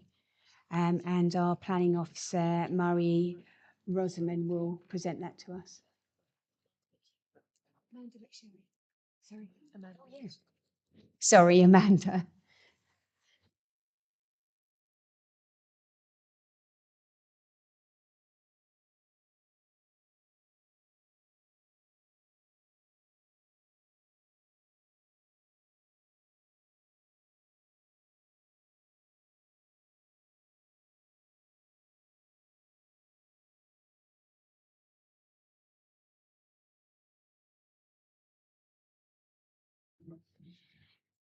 Thank you, Chair, and good evening. The application comes before you this evening as the officer recommendation of refusal is contrary to the Parish Council's recommendation of approval. The Parish Council support the application on the basis that once completed, it will rejuvenate the area. Councillor Golson has asked the application to come to committee if the officer recommendation is one of refusal. Two neighbours have objected to the application and the details are in the pack. Their main concerns have been in terms of access being unsuitable for large vehicles, the poor highway infrastructure, insufficient information of vehicles coming to and from the site, and they query the connection between the proposed storage use and the nursery use of the site. The application site is hatched on the plan. It is land to the south of 3 Askews Lane in Yaxley. You can see the site is located outside the built-up area of Yaxley within the open countryside. It has some residential properties on the other side of the road to the east of the site with some commercial uses. These are mainly bungalows, some of which have accommodation in the roof space. To the south are agricultural fields and to the west a football ground and some allotments. The site is accessed from the north. Site is accessed from the north along Askews Lane, which narrows to a single track and passing places on approach to the site. The road goes across Askews Bridge before reaching the application site. There is a public footpath that runs along the northern and southern boundaries of the application site. The application site is not in the conservation area and there are no listed buildings nearby. The application site is located in flood zone 3, where there is a high probability of flooding and there is a high risk of surface water flooding in this location. This plan shows the existing access point, and see if you can see my cursor there, to the north of the site. It is close to the Askew Bridge. The application proposes to widen this existing access to 6 metres. The site is currently overgrown and unmaintained. There is a wooden shed close to the access point, which is approximately 73 square metres in size and is in a significant state of disrepair. It is proposed to demolish and replace this building. There are also 3 lorry trailer containers on the site. There's a dilapidated touring caravan. There's some rubber pallets, etc. on the site, the majority of which you can sort of see focused towards the northern part of the site. The planning statement says that approximately 7 to 10 years ago, a former nursery was operating on the site. So this is a site plan. Planning permission is sought to replace the old buildings on site and to create an organic nursery with full-time work for disabled staff. As you can see from the plan, 2 buildings are proposed, 13 car parking spaces, and a widening of the existing access to 6 metres. Unit 1 is to be positioned on the right-hand side of the vehicle access adjacent to the public footpath. It would measure 32 metres in length by 12 metres and approximately 4.6 metres high. This is significantly larger than the existing buildings to be replaced. This building is to be used for the growing of plants and food. Unit 2 is positioned to the left of the access. It is set back further into the site from the northern boundary than Unit 1. This is proposed to store 2 of the existing lorry trailers on the site for the storage of vintage barn equipment. This is the elevation plan of Unit 1. It is the larger of the 2 proposed units on site, and this is the one proposed for the growing of plants and food. Roof lights are proposed to get light into the building. This is the elevation plan of the smaller Unit 2, measuring 12 metres by 8 metres and approximately 4 metres high. This is to be used, as you can see, for the storage of the 2 storage containers on site for vintage barn equipment. I'll show you some photos of the site. You will see here the access gate on the right-hand side of the photo. This is the access into the site, and you will see the 2 existing wooden buildings which are proposed to be demolished and replaced by the larger Unit 1 building. This is just a slightly closer photo showing the existing buildings on the site. These are 2 of the trailers on site, and this is where these are supposed to be replaced by Unit 2. You will see materials are being stored on the site, and these need to be cleared away and would be cleared away as part of the application site. And you can also see on the right-hand side of the photograph one of the bungalows along Askew Lane in the background. Again, you can see, looking from the other side, this is from the eastern part of the site, looking back towards the storage trailers on the right-hand side.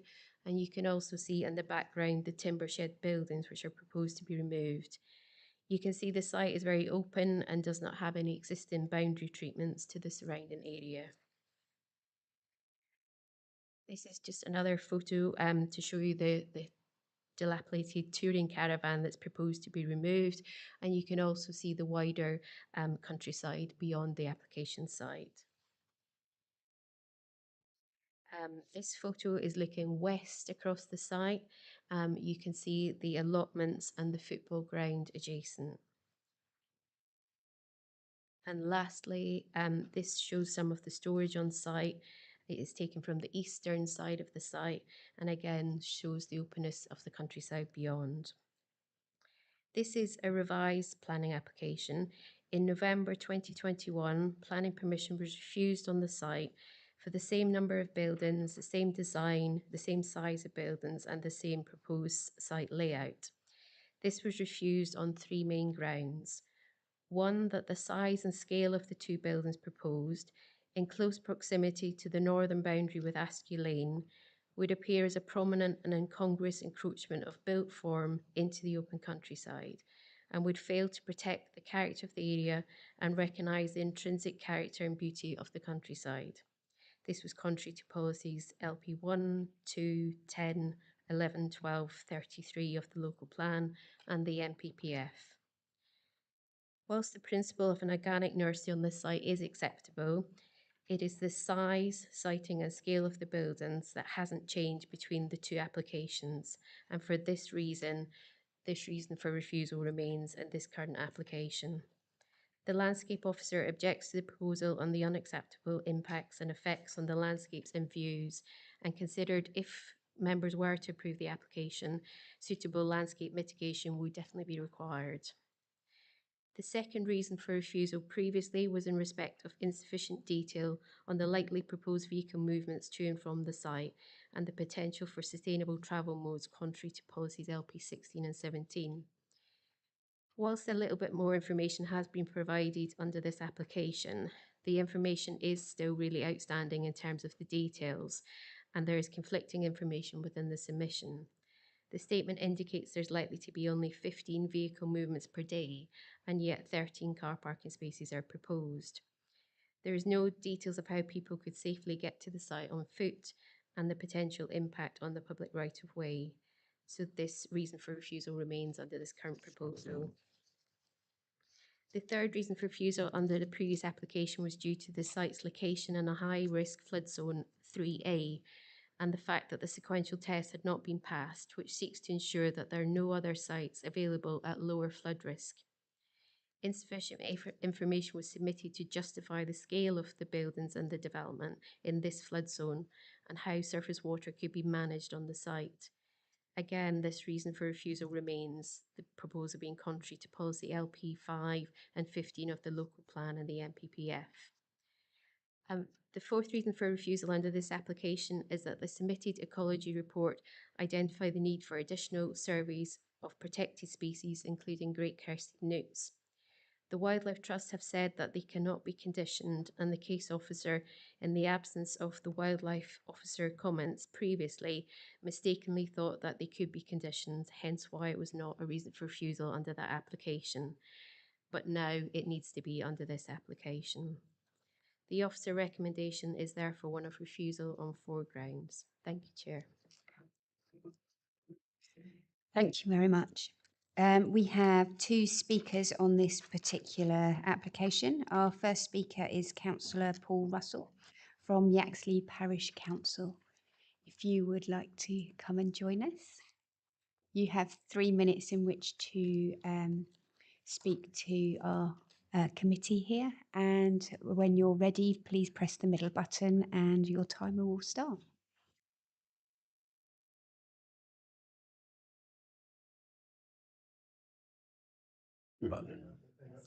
Not the one that says yes. Thank you very much.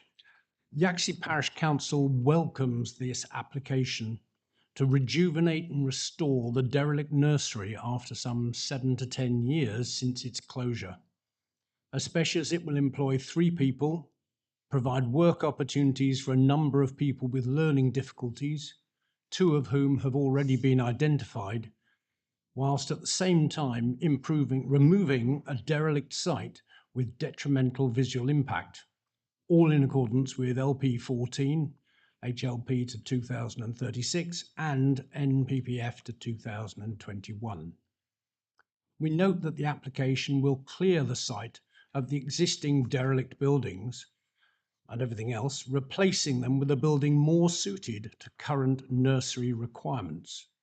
And whilst retaining the existing containers on the site, they will then be enclosed in a modern agricultural building.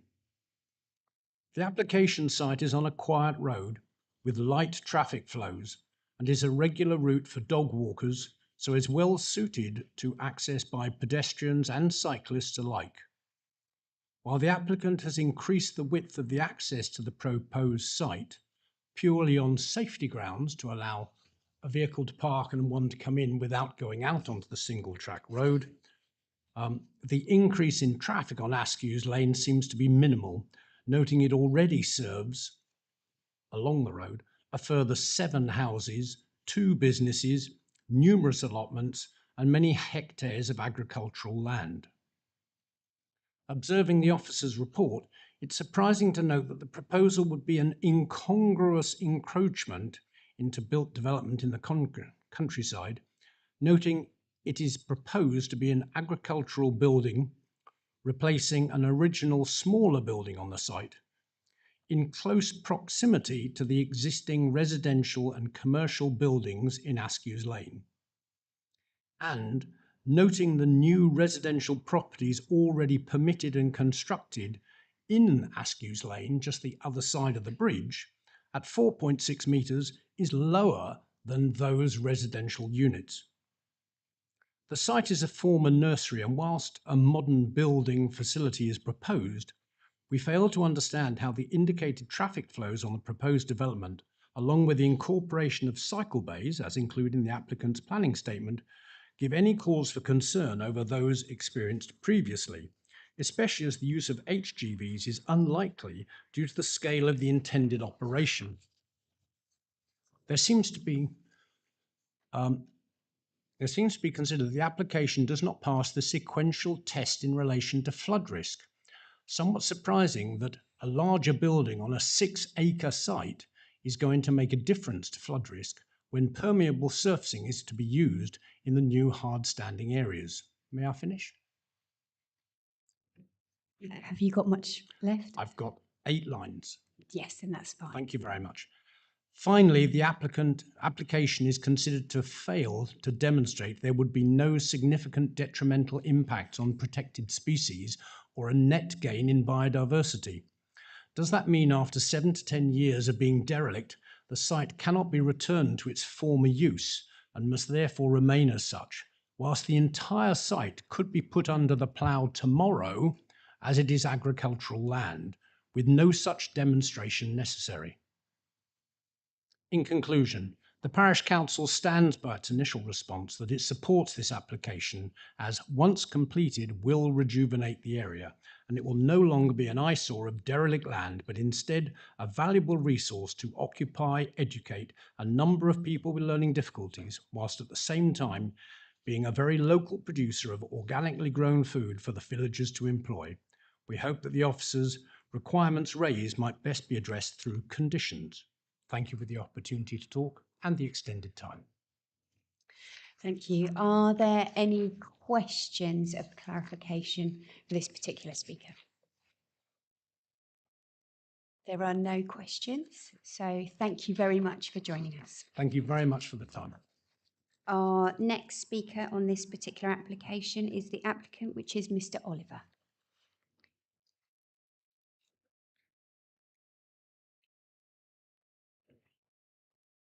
Welcome, and when you're ready, if you press the middle button and the microphone will begin. Thank you very much for allowing me to attend. As previously, we know that this application is for the replacement of existing buildings on the Askews Lane site. If you look at the topographical survey, there seems to be no mention of the very large existing derelict greenhouse that covers the similar footprint to Unit 1 that was used by the late Mr. Dring when he ran the nursery, and this was his main shed. So our agent and we went through the process to work out that the actual planning application and the building sizes match what was originally there within a small percentage if you take into consideration the large greenhouse that you can clearly see on the topographical survey. Moving on, this application was registered with yourselves on the 19th of April, some 11 months ago, and we only received correspondence from a planning officer 1 month ago recommending refusal, hence why we wish to come to this meeting this evening to help with any questions you may have. If we move on to the reasons for refusal, the buildings were going to be sited on the northern boundary of the site, tucked away in the bottom of the horseshoe of the site, as near to any development as possible. And if you refer to application 21023924 full, this is for a large residential development on the other side of the Askews Lane that falls within 150 metres of one of our proposed buildings. So we have residential development to the north. We have Askews Lane running down with bungalows and farm buildings. And then on the other side of the field, we have the football ground with its large building. And then we have May Cottage and the new build there. So we find it difficult to understand how we can be totally in the countryside when we're surrounded by existing buildings. Subject to vehicle movements and the right of way, the existing entrance is 6 metres wide. It has no impact whatsoever on the right of way that runs to the northern side of the boundary. Any pedestrians have a footpath running along Askew's Lane, a small footpath over the bridge, and then they would enter the site directly. So there's no real obstruction to the pedestrians. Vehicle movements, it said within our planning statement, would be approximately 15, which we anticipate as we're only a 5.5 acre, 6 acre site and will be producing organic vegetables. So this won't be on a large scale. It will be more for the local community. The whole ethos of the project is to bring the more vulnerable and special needs into our working environment. This has special meaning for both myself, because my family and some of my children suffer from this, and so does the applicant who we've got lined up to be one of our full-time members of staff. Thank you for that. Have you almost finished? Not really. Well, I'll be quick. Reference the subsequential test. We felt if you looked at the existing footprint of the large greenhouse, the small greenhouse, and the small workshop as shown in the pictures, all those 3 buildings taken in measurement equate to nearly the same size as our proposal. When Mr. Dring ran this nursery from the late 50s up until his retirement, there was never really any question of flooding on the site. So we've felt that we fit the subsequential test there, but are happy to have one carried out. With the application, we put a flood risk assessment, a biodiversity checklist, the ecological appraisal, and the topographical survey. So we put quite a lot into this application, and we're a little bit disappointed to So hear. I'll just stop you there. I have given you some extra time, like our last speaker. Okay, so can I mention thank one you. more thing? So We just do wait suffer for a from minute. a lot of vandalism, so that's why we need to keep everything inside. Thank you. So there may be questions for you. Yep. Are there any questions for this particular speaker? No, there are no questions, sorry. Thank you for coming to address us. Thank you for your time and the extra. As we move on, are there any questions from councillors for our planning officers? Councillor Dew?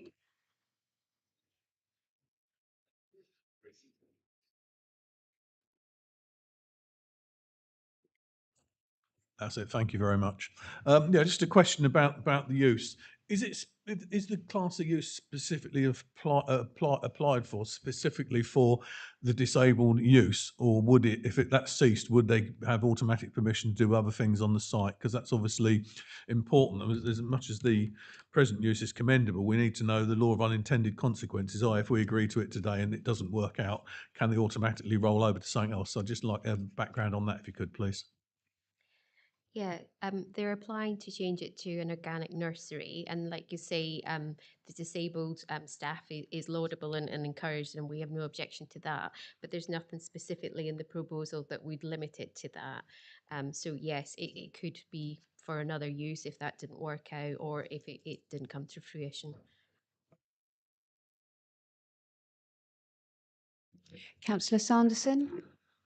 Thank you. 7.39, County Council Highways wanted clarification on the condition of the glass houses.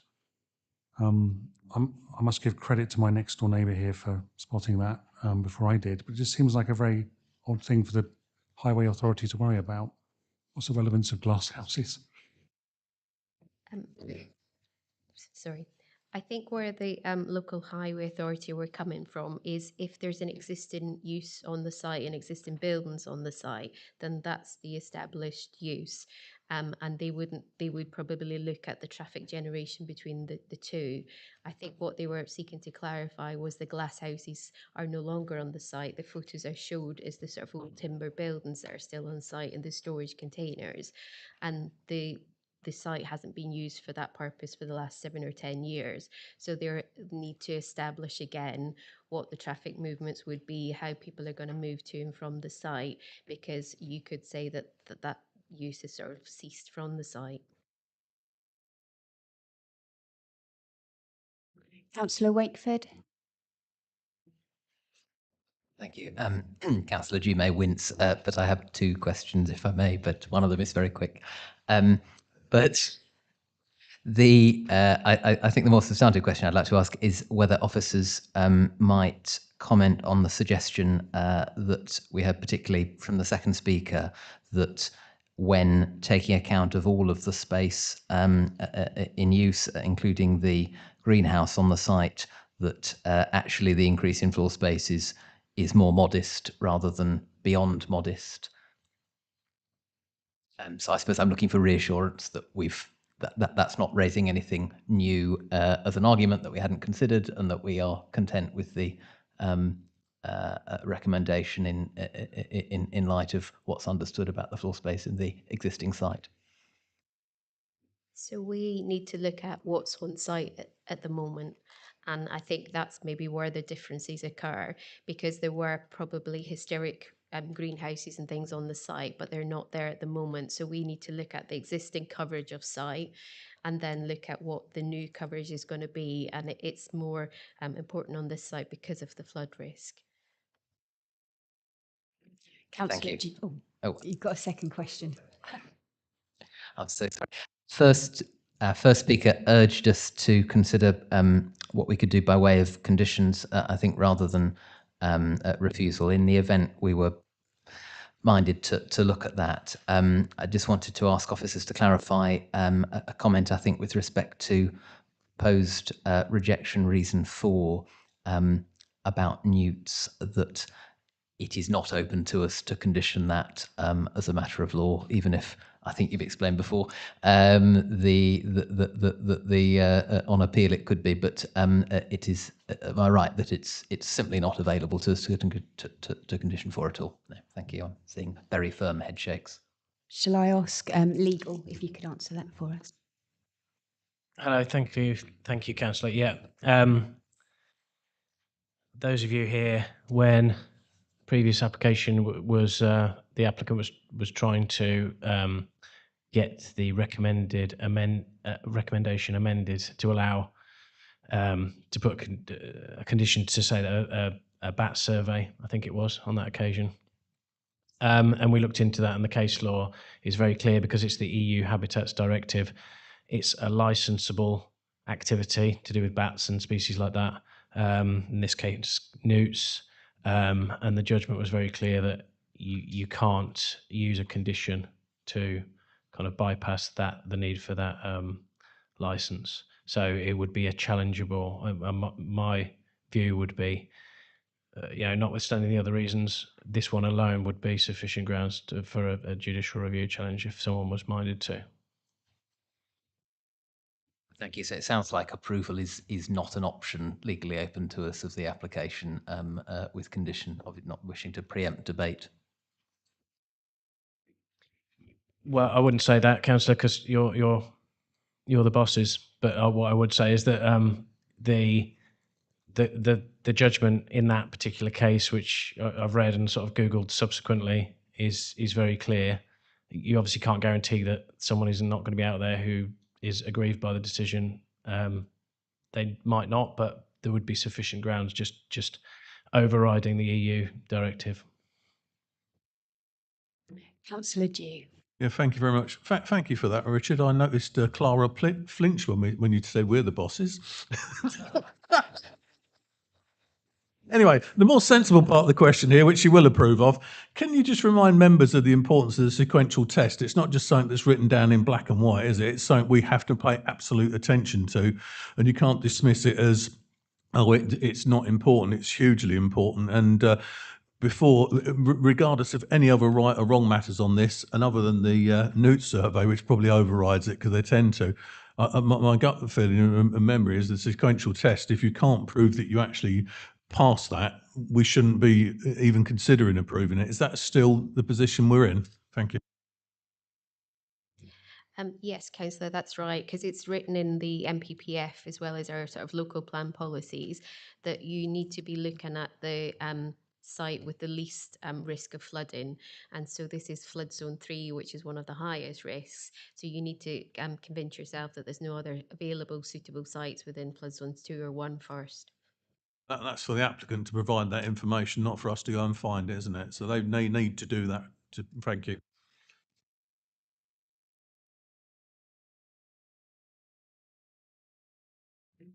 Are there any other questions of clarification? Okay, so we will move on to the debate. Who would like to start the discussion? Councillor Niche, thank you. Thank you, Chair. This is almost like a bit of deja vu with one we've had earlier in lots of ways, because you look at it and think, yeah, it's potentially could be really good. But I think it goes back to the previous reasons, apart from it's even stronger in this one when you look at reason 4 and the sequential test, in that one is the information has not been supplied enough to even warrant going that distance. Whilst I have a lot of sympathy and people say, well, it'll improve the site tremendously. Yeah, it would, but that's not a material planning reason to accept things. Otherwise, everybody would just say, oh, let's make a mess of the site, and then we get a planning application passed. So actually, I think that I've already, I'll go and propose that that I agree with the recommendation to refuse on those reasons that you've already given, which are quite substantial in their own right. So I'll leave it at that, Chair. Thank you. I'll accept that proposal. Is there anyone else that would like to contribute to this discussion? Councillor Sanderson. Thank you. I'd second Councillor Niche's proposal there. Yes, it does feel like deja vu all over again, doesn't it, from the last application? It's not enough information. Mindful of the comments that Councillor Dew made about the sequential test when it comes to flooding, it's not something we can just give a cursory glance to. It's a vitally important part of our policy, set down very clearly, and for those reasons and the reasons that Amanda's given, I would second the rejection. Thank you, Councillor Sanderson. Councillor Dew. Thank you, Chair. Yeah, no, I think in so many ways it's a commendable application. It really is, bringing back into use a disused site that's sat there for a long, long while, not being done. I've said over the years, and I haven't bored all the new members, but a lot of the old members, I had said in the past, that despite that, we shouldn't accept anything regardless, just to get an improvement on it. Saying that, as I say, I do think it's commendable, and I do think, the reasons for refusal aren't insurmountable, because it could be that we do the various surveys and there isn't a better site under the sequential test. It does, the work that's done regarding the detrimental aspect to certain species on the site comes forward and we can work with it. So it's not a no. It's a fact of the information needs to be provided for us to make the right decision. If that information proves that we could then approve it, then that's what we should do. But as we were earlier, we're in the position where we haven't got that information in front of us. So we're being asked, for various reasons to quite rightly make a decision tonight. And I think the message, from my point of view, is it's not a question of no, not at any cost, but it's got to be the right thing done in the right way. And there's quite a few issues there that need dealing with, and I think the applicant needs to go away and work with his agents, whoever else he's using, to actually bring something forward that may be more acceptable. We can't promise, because it might be when he does a sequential test, he finds out actually there's 15 other sites that are higher up the list, so you can't preempt it. But I think it's worth it. But I think at the minute, unfortunately, the answer is no, not as it is. So I'll leave it there. Thank you, Chair. Thank you. Councillor Wakeford. Thank you. I think I'm minded to support the recommendation that we've already had, but with an especially heavy heart on this one for exactly the reasons that Councillors Niche and Dew rightly set out. I would like us to be able to approve an application on this site, particularly of the sort of very, very commendable proposal in front of us, albeit with the clarification that the use would be applicable to other businesses, but we can't do that tonight. So with a very heavy heart, I'll be supporting the recommendation of refusal. Okay, with that, I will. Councillor Butler. Sorry. Thank you very much. Well, as much as I'd love to see this application be accepted, I do appreciate there are some outstanding matters on it. I'd like to see the site tidied up as well. It's just generally become a dumping ground. At least on this, on we have reasons that we can hang our hat on, haven't we? We've got some, at least we've got some policies, where in the previous application we had no policies. It was just lack of information, but at least there are policy numbers here, LP numbers that the applicant can go away and probably rectify those. So, you know, it's an awful pity, I know. Although I know the applicant well, I probably shouldn't say this in open public, but I do feel it's quite a poor, quite a poor application, to be honest, and it could have been done better, I must admit.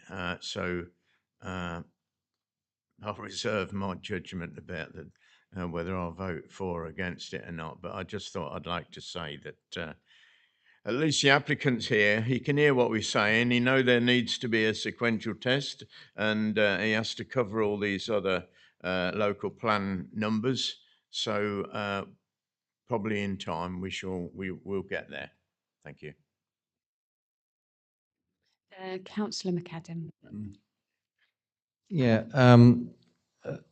I feel a great deal of sympathy with the applicant.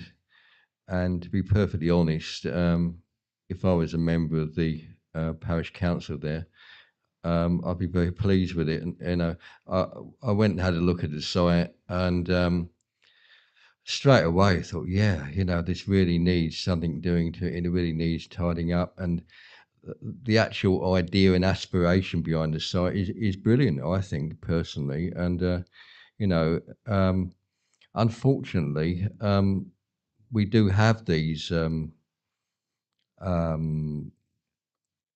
problems in place, you know, which have been revealed tonight and through the report and everything, which is very difficult to actually stand against.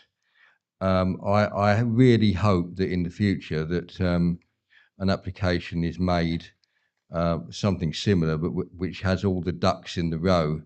It's with a very heavy heart that I find myself voting with the officers, especially in looking at the infants that you know, people with disabilities might be denied some employment.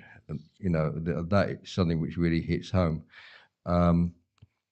So yeah, I will vote with the recommendation, but I seriously hope that something's done in the future, you know, which meets the aspirations of the current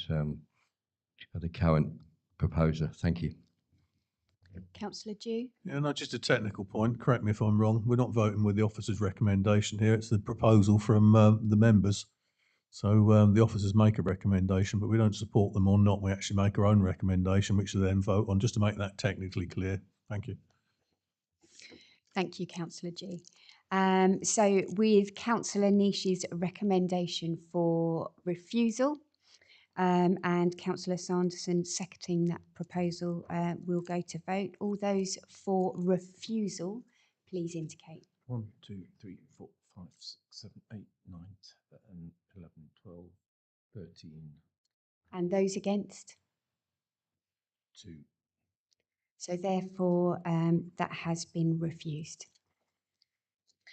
We will move on to item 4 on the agenda, which is appeal decisions. And our planning service manager, Julie Ayres, will report to us. Thank you very much.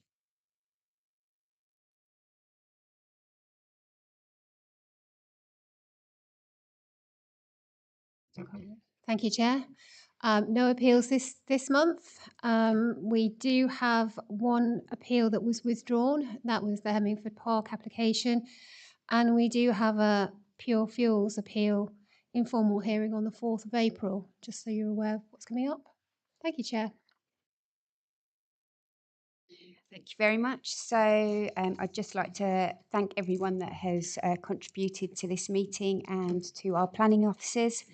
So that takes us to the end of our meeting, and thank you very much. Oh, just before you all go, next week there is training on enforcement, and it will be in here at 7 o'clock.